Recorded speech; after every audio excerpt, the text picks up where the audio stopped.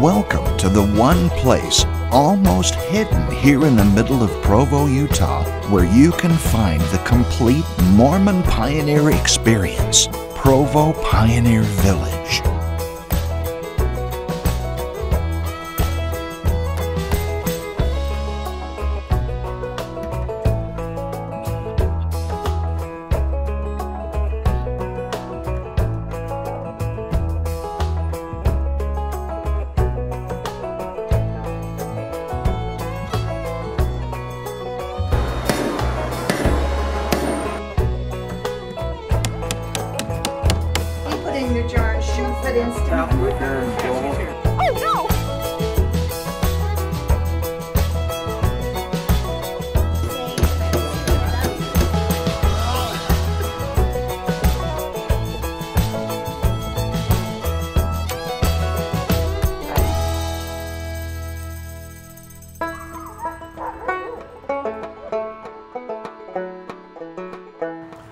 Welcome to our Pioneer Village.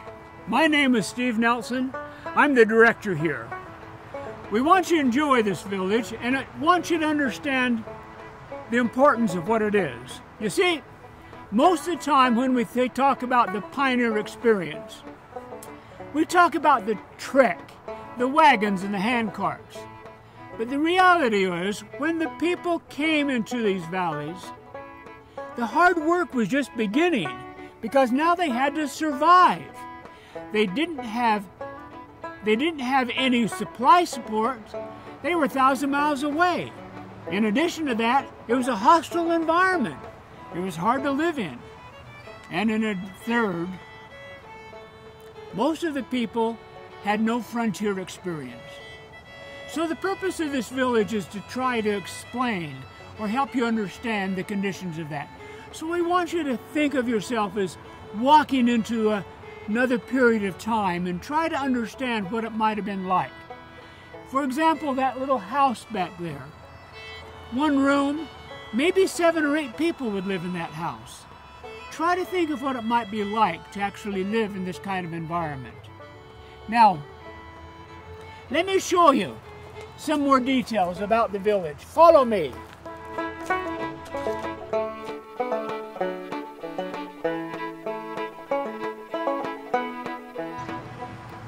Now this little cabin, built by John and Sarah Turner, represents a community effort. John, being only 21, didn't build this cabin by himself, but everybody in the community most likely pitched in and made this happen. What they did is they took a log, and with that log they cut it in with an axe on 2 sides to make it square. And you can still see the original axe marks dating back to 1853. And notice the dovetail corners. And then what they did is they chinked and daubed between the logs to keep out the weather. Now let me introduce you to my friend who will talk about more of the cabin. Welcome to the Provo Pioneer Village. We are here in the Turner cabin, which is one of the first cabins built here by those early pioneers that settled here in the Provo area. John Turner built this home for his bride, Sarah. And they lived happily here. They had their first baby here and went on to have 15 children. This is one of the first homes that they built here, so they didn't have a lot of things, but they liked beauty. They liked to have things beautiful. They whitewashed their cabin to make it as nice as possible. They even had beautiful plates that they used. They didn't have much to eat on because they had to produce what they cooked and what they ate, but they ate it on good, beautiful plates. They had pictures around on their walls. They loved beauty, loved teaching the children and having beauty. They had to make their own clothes, and so this is a walking spinning wheel that shows how they would make the yarn and make the stuff for the clothes. They cooked over an open fire, a fireplace. They all cooked all their meals just right here. The women in their long dresses had to be careful that they didn't get too close to the fire. They cooked in Dutch ovens like this, and they had to usually something that they could put it over and bring it back out of the fire. They milked the cows and used the cream to make butter. Here they have a butter churn that they buttered with. The children were kept busy. It was important to them to bring in the wood for the fireplace, to carry in the water. They didn't have any running water. They had to bring all the water in. But they did have a little time to play. When they did, they had some very simple things that they loved, like this cornhusk stall. No electricity, no lights, and so at night they needed light, so they had candles. So they would save up all year their fat to have make candles. And then on candle making day, they would melt the fat and pour it into this mold to make candles. Here we have a sugar cone like they had in those days. It wasn't refined sugar. This is the kind of sugar they had. You can see the rest of the things they had for pioneer living. It was important to them to have their scriptures to read at night. They didn't have very much to read, but they taught their children, and it was important to them that the children learned to read and that they were educated. Everything that they had, they made do with what they had, and they didn't waste anything. When their clothes would wear out, they would tear them up and make rags and make a quilt like this for their bed. They would make rugs for the floor. Everything was used. Nothing was wasted. The little boys and the little girls wore dresses like you see over there. And the baby had the crib here. But the rest of them just slept wherever they could find a place. Another thing you might be of interest is we have a rug beater up there. So spring house cleaning was important. They wanted to keep things nice and clean, the things they did have, and so they would beat the rugs and change the beds and change the things out of the mattress but they enjoyed life, enjoyed their happy home here. The garden was critical to the survival of the early pioneers. You see, they were 1,000 miles away from any supply line. So what they grew, they had to eat. And if they didn't grow it, they didn't eat. So everybody in the village, whatever else they did, would have a garden. And that was an important consideration for everybody. This little garden here represents the kind of produce that might be grown in those early days. Now the cabin we're standing in front of was built by Oliver Haas. Oliver Hawes was the second baby born in Provo, and then when he was 21, he built this cabin for his bride and himself. Now, this cabin is not the sophisticated work that the cabin we saw in the Turner home. What they did by 1870 is they had a mill. So they took a log and they simply cut it straight down the middle, and they put the round side on the outside and the flat side on the inside. And then they daubed and chinked the cabin. And then they also, you notice, even the corners are not dovetailed. Interesting little sidelight, we've had more people that have identified with this village saying their ancestors were part of this experience. Most of them identify with the Haas cabin.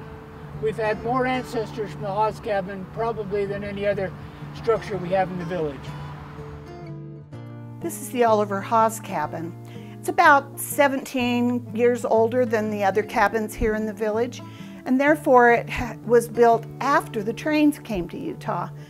Therefore, a woman who lived here was able to have an iron stove and a sewing machine, which were heavier items that couldn't be brought from the east on a wagon. Now this little item is called a weasel. It's for measuring yarn after it's been spun. You tie it to the spindle and then you spin it. All around the mulberry bush, the monkey chased the weasel. The monkey thought it all was such fun. Pop goes the weasel. Now originally this would have popped by itself after 40 turns, and 40 turns made just the right amount of yarn to make a skein. You'd pull it off, tie it in a knot, and put it in a basket. And when you had enough skeins to make an item, You'd take them outside, stain them or dye them, and bring them back in and make them into a sweater or a blanket or whatever you needed out of the wool. Women loved beautiful things, and they worked on them every time they had a spare minute. This is a coverlet, for instance, that was made out of cotton that came from St. George, Utah.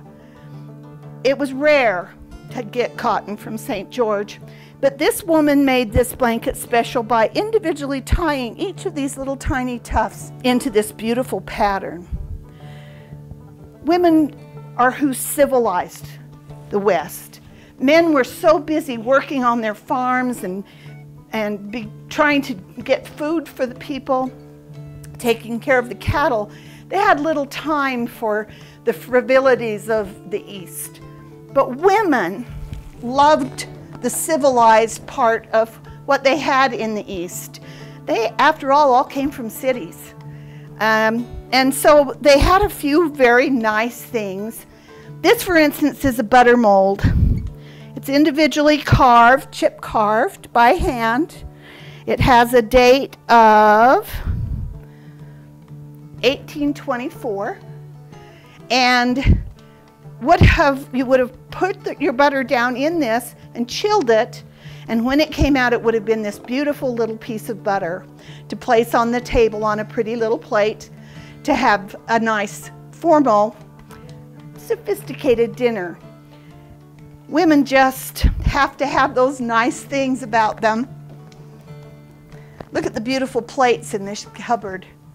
These were things that were brought by pioneer women to the West from the East.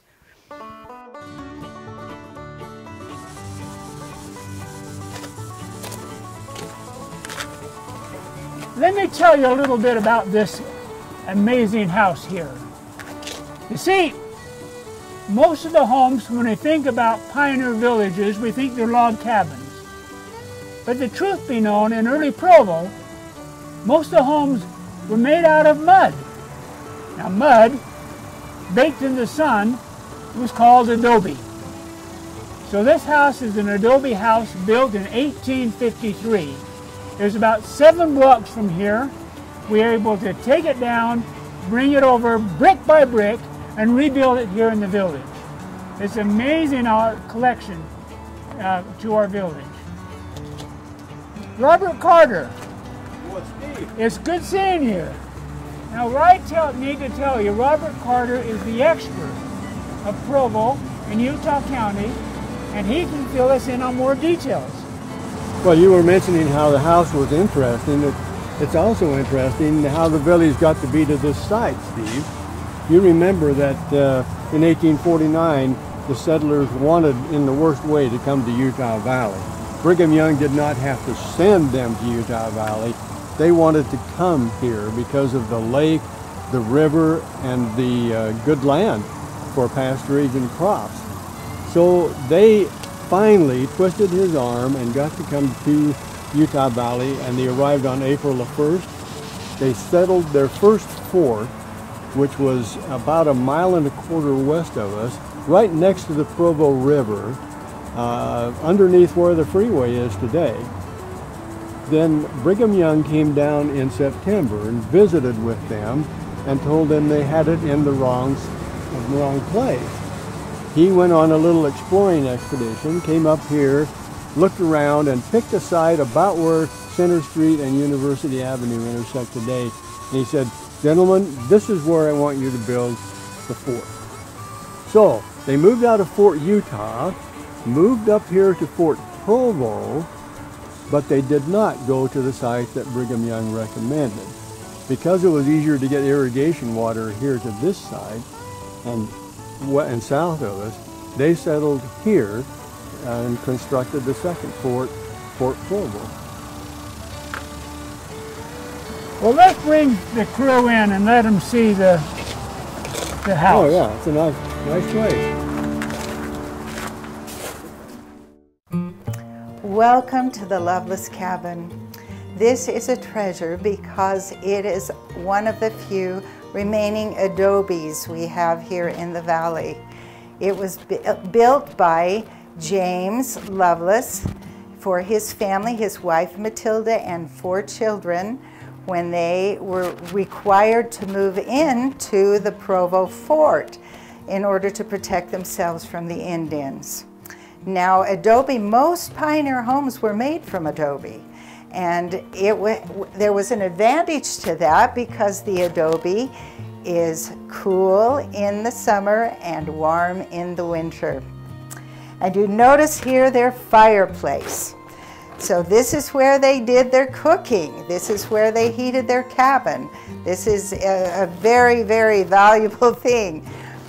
And over here, we have the china cabinet, an example of fine furniture. Many of the people who came to Utah were fine craftsmen, and we see the examples everywhere in the cabins. The women were desperate to make this wilderness into a comfortable and beautiful place, and they did what they could. They brought their fine china with them. They'd eat their humble meals on that fine china, and then in the wintertime they would use their skills there and make fine things with their hands. So beautiful, beautiful items here. So if they wanted to wash up for dinner, this was their option. They would haul water from the canal and bring it in, and you could go ahead and wash up and use this pitcher and this bowl, and that was your wash basin. Here's another example of a fine craftsmanship in this rocking chair. Now, the pioneers had no way of preserving things with refrigeration, and so they would make butter and they would make cheese from the milk. And here's a fine example of a butter churn, and usually a child's job. Here's a grain bin, very important, very valuable. All the furnishings in here are original to that period. This photo is a photo of James Loveless, but with his second wife. He had 3 wives and 37 children. And the wife number 2 and wife number 3 also lived briefly in this house. Where they put everyone, I don't know. Let's travel on to the other room. This is the Loveless family bedroom. You'll notice the wonderful bed made from logs. The mattress is a horsehair mattress, and notice the beautiful quilt. The pioneers were the ultimate recyclers. When the clothing wore out, they made quilts out of it. They also did beautiful, beautiful handiwork, as you'll notice in this lovely wedding dress. And the time that it probably took to make that is pretty amazing. This trunk came over the ocean from Sweden. You'll notice it has a rounded top. That is a status symbol. It would be last on the boat because you couldn't stack on top of it, and it would be first off. Here's a beautiful example of a wood stove, very important in the winter for heat. And notice the ornate figures on this. It was either hauled across the plains in a wagon, or it came later when the railroad came. They had to make their own cloth. And so every home would have had a spinning wheel. It was a constant task to make yarn or to make thread to make their clothing. Now, if you look overhead, you see they've left it open so you can see the construction of the rafters and the roof, and then how they made the inside of their house look nice with lath and plaster and whitewash. So this is just, and to believe that this has lasted all this time is pretty amazing. This home was inhabited continuously from 1853 until 2013. This is our 2-hole privy. Now, a little bit of history around this building. The actual seat in the privy is original, 1850 to 1870. However, the exterior of this building was created out of old wood as an Eagle Scout project. Now, you're probably asking, why in the world do you need a 2-hole privy? Well, let me tell you a little story. Imagine it's the middle of the night, cold and dark, and the wind's blowing and it's raining, and you're about 5 or 6 years old, and you gotta go. Well, you don't want to go by yourself, but you really gotta go. You start crying and your mom comes over and she's like, "What's wrong, little Mary?" "Mama, I gotta go." "Well, why don't you just go?" "Well, it's cold and dark and the wind's blowing and it's raining, and I don't want to go by myself." "Well, let's have your sister Sarah go." So both you and your sister come out, and you're able to use the privy, and it's not so scary. Now, here's a little look inside. Oh no! Sorry, Uncle John!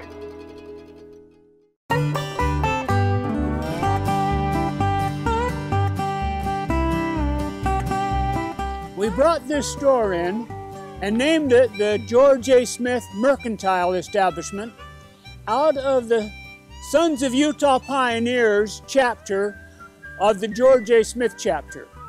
Anyway, this is an important store for a couple of reasons. It gives us an opportunity to demonstrate the artifacts that aren't particularly appropriate for the village. In addition to that, it gives us an opportunity to let our visitors have certain mementos or gifts that might remind them of our experience here in the village. So the store represents an important part of the early pioneer experience as well. You're in the George A. Smith Mercantile in Pioneer Village in Provo, Utah. This is a store you would expect to see in Utah County in the early days in maybe 1858, 8 or 10 years after they came into the valley. When they first came in, they just came in individual groups, and they just pull up to a tree and maybe tie their horse or their wagon to it. Wouldn't have any need for a store like this. They would haul logs out of Rock Canyon. They would probably hand hew them, hand fit them, and that's where they would put their family. And a lot of times they would have to live in the wagon box or in a tent or in a dugout, which is just a hole in the ground with willows over the top, for a year, because there wouldn't be anything else or any place they could go to get things. So after they got enough families in the community to justify it, they would build a store like this. Now they would then, one of the first things they would do is establish a post office. This is where families would come from around the county to get their mail. When they got to where they could produce a little extra produce, eggs and corn and so on, then they would trade for eggs and corn and wheat. The gold miners who came through about then would just be desperate. They'd be short of provisions and they would trade old quilts, they would trade saws, picks, hammers, anything to get them enough food to get them to California. They didn't have money, the pioneers didn't have money. They didn't have to come in the store to trade for produce they could bring in that they could trade to the miners. So they really struggled. They almost starved the first 3 years. They had planted all of their seeds, couldn't eat them, and it took about 3 years before they could really support themselves. So it was a hard time. If they hadn't had fish in the river and the Indians, they probably wouldn't have survived as a colony or as a community.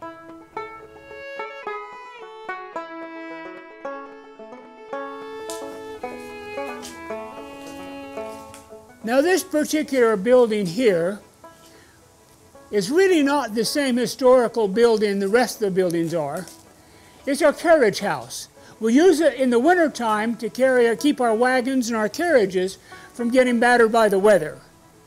Now, this particular wagon is what we call the doctor's wagon. It's a 2-person wagon, and the doctors liked it because of its easy mobility. Put a 1 horse on it, and away it'd go.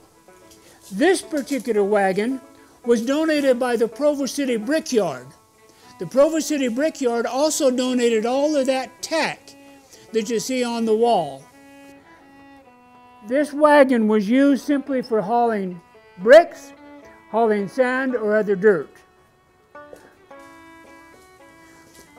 With the exception of the Willie and Martin handcart companies, the handcarts were quite successful for the most part.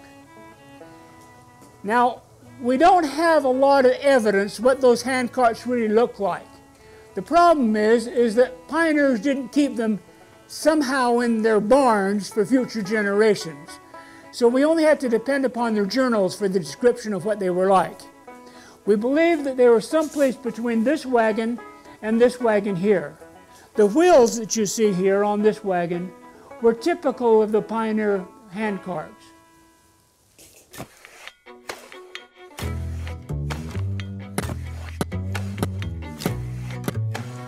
The Blacksmith Shop is also here in the Carriage House.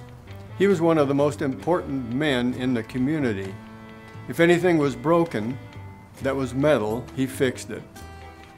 Since you were 1,000 miles from resupply, he was also dependent upon to manufacture metal objects. And where did they get the metal from? It was so costly to ship it in.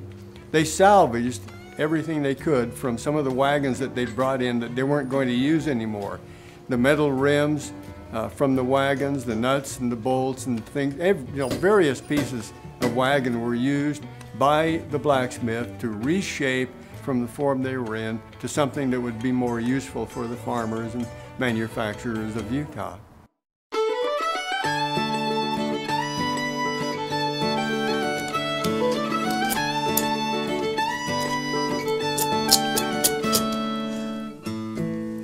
The wood shop was an important part of the pioneer community. In a wood shop like this, the craftsman would make tables, chairs, cabinets, everything the pioneer might need out of wood, including barrels. Now, this particular cabin is unique, partly because it houses so many incredible artifacts. These simple tools that would be made by the blacksmith were marvelous examples of their craftsmanship. And with these simple tools, they would turn out incredibly impressive works of art, furniture, that would be valued by the families. The building itself is remarkable.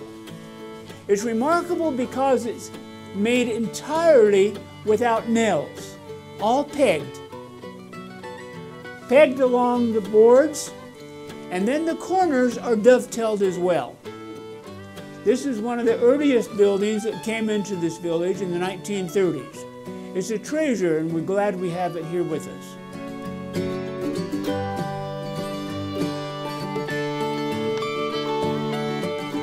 This is our ox shoeing stock. It is one of 2 original machines known in existence today.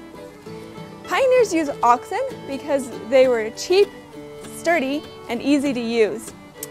An oxen could also eat whatever was laying around in the plains, making it a little bit more accountable than a horse on the plains. Because an ox has a cloven hoof, it requires 2 shoes.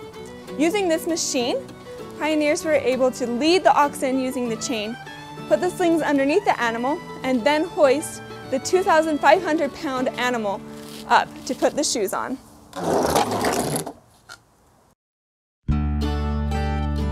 Both the American West and the wide open spaces that needed to be settled in the 1800s, freighting or freight wagons were the most important industry at the time. You had to move all of the goods and materials that were necessary for survival on the frontier, and the only way to do that back then was by wagon. So in the Midwest, in the major cities, they'd have large wagon manufacturers that just churn out big freight wagons like this one, which was built in St. Louis, and they turn them out by the hundreds and then just sell them for cheap to people coming across the plains. And these wagons, these bigger ones, they're very heavily constructed, a very thick wagon box riveted together with iron rivets and a lot of wrought iron bracing to hold it together because they had to carry a lot of goods. Otherwise, it wouldn't be worth it to make such a long distance trip. And they'd be pulled by teams of oxen rather than horses. And these oxen, the ox drivers would walk alongside the oxen. They wouldn't ride in the wagon because oxen respond to voice commands. They were trained to respond to the voice of their driver rather than by reins like horses are. So these ox drivers would stand on the side of the oxen and they give them commands like gee or haw, which come from Old English words, and they mean come here towards me or go away from me. And so the oxen would know which side the driver was standing on or walking on, and they'd hear gee or haw, and they'd go away from the driver or towards the driver, and that's how they turn the wagon. Now smaller families that were coming along just by themselves, they'd have a smaller wagon more typical farm wagon that was lighter constructed, and it was really easy to disassemble and customize. The wagon box isn't actually attached to the frame. You can just lift it out and set it on the ground. You can use it as a tent when you're setting up camp. They could use it as a storage shed once they get a cabin together. They could do a lot with that little farm wagon. It was like a pickup truck of the time. Now by 1868, the people of Provo heard some really exciting news that the Transcontinental Railroad was being built, Union Pacific from the east and Central Pacific from California. And that was going to open up a lot of opportunities to earn some hard cash. Because in a little farming community like this, a lot of the commerce was based on barter. There wasn't a lot of money to be found. But they realized that anybody that had a wagon to spare or any kind of vehicle, they could go up north, about 120 miles north of Provo, to between Ogden and Promontory, and run freight for the railroad, carrying supplies, carrying water, carrying the payroll sometimes. And that was a huge boon for all these freighters.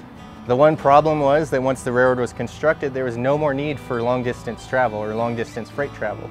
The railroad carried much more, or a much higher quantity of goods at a much higher speed for a lot cheaper. So these freight wagoners essentially went out of business, or they moved on to small mining camps where railroads still had been built to carry ores and supplies there. But the railroad it marked the end of an era for transportation, because it was the end of the ox driver, it was the end of the freight wagoner, and all of the craftsmen that went into maintaining and building these wagons. A little granary is typical of what the early pioneers would have. After the end of the harvest, they put the grain, the corn, the wheat, in a structure like this, and then save it until they're able to take it to the granary, into the mill, and have it milled down to flour.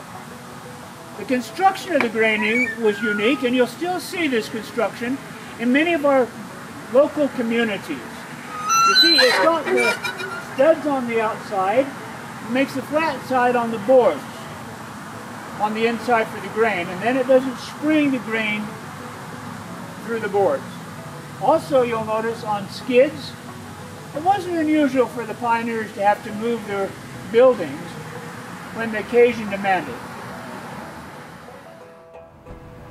The corn crib was a device that would help the pioneers dry their corn. What they do is take the corn before it was husked, put it in the corn crib, and then let it dry. You'll notice there's the breaks between the logs here so that the air can circulate and it could dry. The problem is those same gaps provided an opportunity for mice to get in the corn crib. Mice were a terrible plague in the early pioneer period. Cats were really valuable. Now the pioneers knew what barns were. They'd been in the Midwest and they'd seen barns, but when they came out into the frontier, barns were a luxury. I mean, the wood was hard to come by, and so what they did is they built what we call a loafing shed to protect their animals. Their animals were one of the most important elements they had. Their survival also depended upon their animals. For plowing, for transportation, for hauling, they were critical. So the loafing shed was an important part of that. Now, in addition to that, we put this loafing shed up to represent basically what they might have had. This is not historic, but it does represent the historic period. And what we've done also, we've added some other kind of detail inside of the loafing shed, some other artifacts that are important to look at.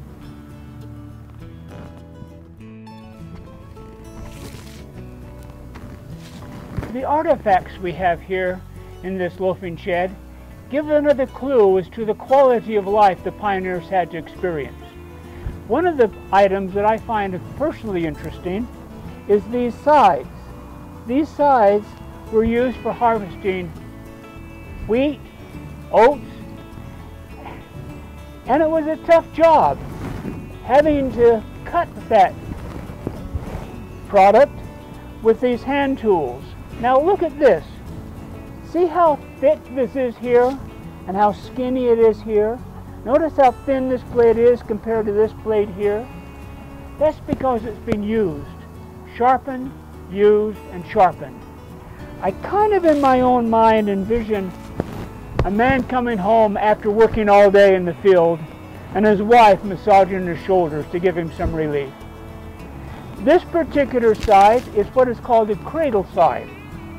The advantage of this cradle, being a step up, was when they would then cut the grain would fall on the cradle. So then they could go back and stack it without having to come back with a rake. And then this particular piece here is an amazing piece. It's a John Deere plow. John Deere started in 1838 making plows, and they revolutionized the agricultural industry with this plow. He bent the blade as you see here, and then he'd polish it so it cut through the sod easier. But the thing that I find most interesting is what self-respecting farmer would wire together a plow like that in such a sloppy way? I kind of in my own mind see an old man saying to himself, I think I can get one more season out of this damn thing. My kid's going to take it over next year anyway.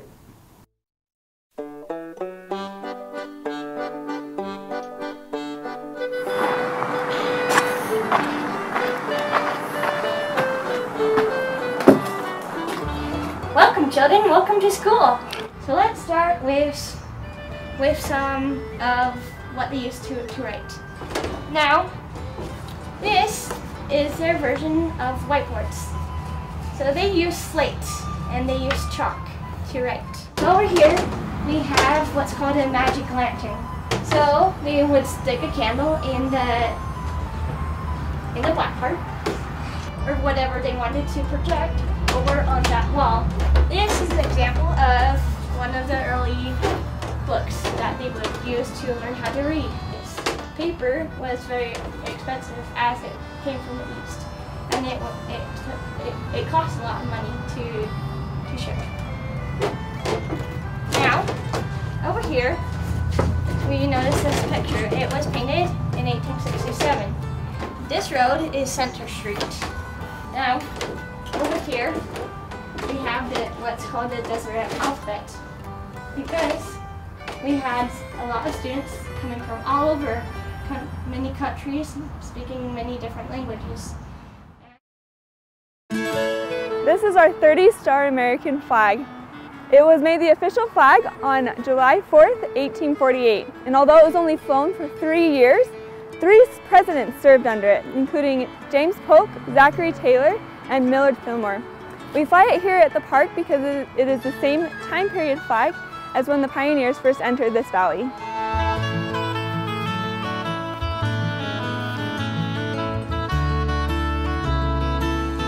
The bell we just passed was the Provo City Fire Bell. The communities needed such a bell to alert the community in the event of an emergency. Ladies and gentlemen, we're glad you spent some time with us today. I hope you understand the significance of this little village. It's not made to look old, it is old, and it represents the quality of life our early pioneers experienced. Those good folk that came before us lived, laughed, loved, sacrificed, and worked to make the quality of life that we now enjoy. I hope you bring your ma's and pa's back, your children back at any time. There's no charge for the village, but at the same time we invite you to go to the store and get a memento, or maybe you leave a donation. But whatever you do, may they never be forgotten. May they never be forgotten. If we let them be forgotten, we're denying their tomorrows and our yesterdays.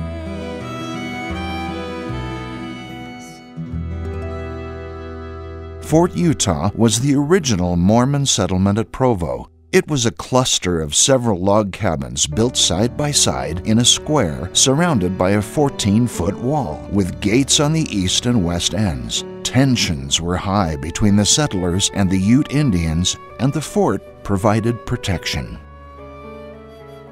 Gilbert Oliver Hawes was the second baby to be born in Fort Utah. It was October 8, 1849. His parents had come across the plains with a company of Mormon pioneers and had been assigned to settle near the Provo River. They chose to start a farm just west of the river, but were forced back into the fort when the Walker Indian War broke out in 1853. Oliver grew up amid the tensions of that early time. When he was 15, he served as a guard in the Fort Union militia. Oliver met and married Luella Newell on October 3rd of 1870. He was 20 and she was 17. He built the Haas cabin that you see today for his new bride, Ellie. Its hewn logs were hauled down from the canyons and shaped together with the help of many of his neighbors. Oliver worked the farm and Ellie took in hand sewing jobs in trade for the things their family needed.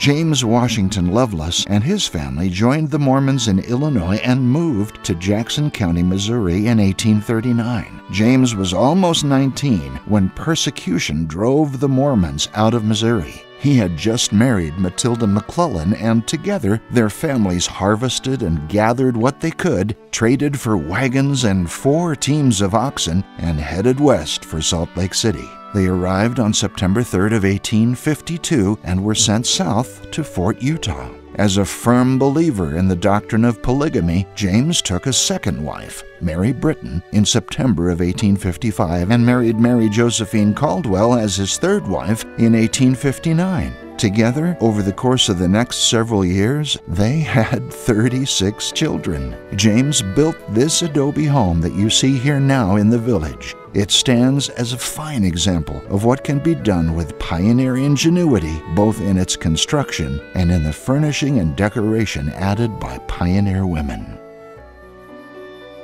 John Wesley Turner and his family came to Utah in the winter of 1847, along with the first wave of Mormon pioneers. They were assigned to settle down at Fort Utah in 1849. John built the cabin which now stands in the pioneer village in 1853 for his new wife, Sarah Fawcett Turner. Together, they had 10 children, 5 boys and 5 girls. In 1874, John became the full-time sheriff of Provo. One of his most famous arrests was that of Fred Hoyt. In prison, Hoyt swore to kill Sheriff Turner, so John was on the lookout when Hoyt was released. When he got word from the sheriff in Park City that a team of oxen with his son's brand had been sold in Wyoming, he went up to check with his son. He discovered that his son's body had been found in Echo Canyon.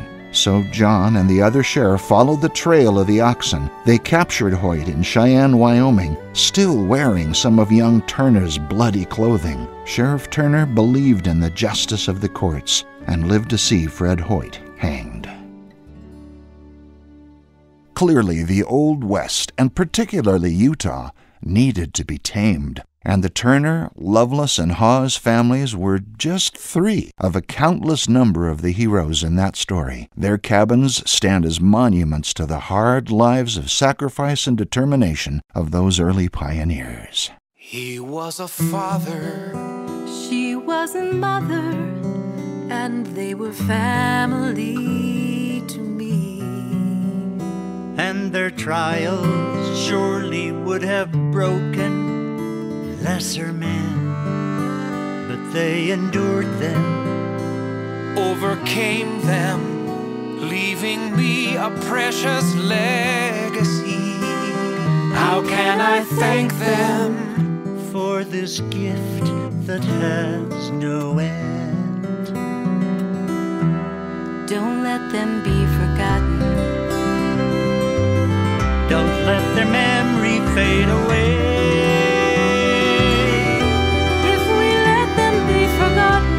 We're denying their tomorrows and our yesterdays.